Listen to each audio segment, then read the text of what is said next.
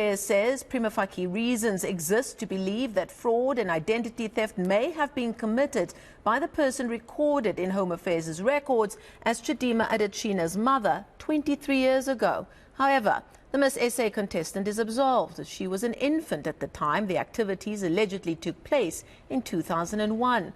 The department instituted a probe following a request from the organizers of the pageant. Officials are now planning to press criminal charges against all implicated parties once investigations are completed.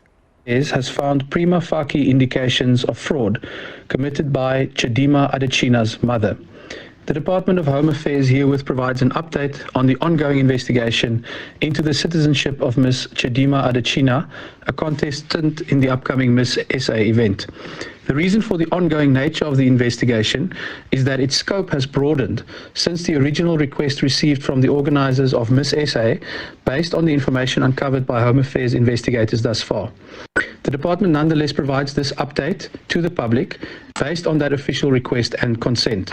We will provide a final update once the investigation is concluded.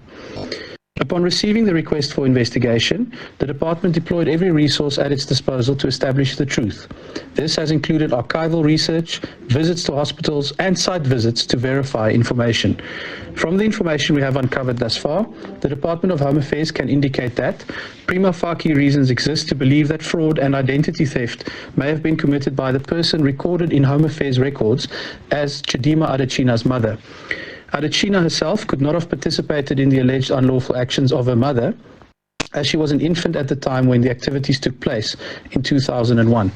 An innocent South African mother, whose identity may have been stolen as part of the alleged fraud, suffered as a result because she could not register her child.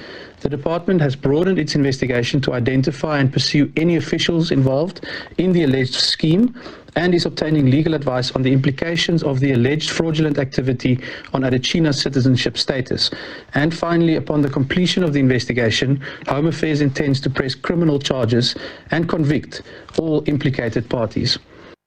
This case, which stems from alleged fraudulent activities committed 23 years ago, highlights the urgent need for the digital modernization of Home Affairs applications, adjudication and verification processes to insulate the department against fraudulent interference, similar to the reforms undertaken at the South African Revenue Service in the late 2000s.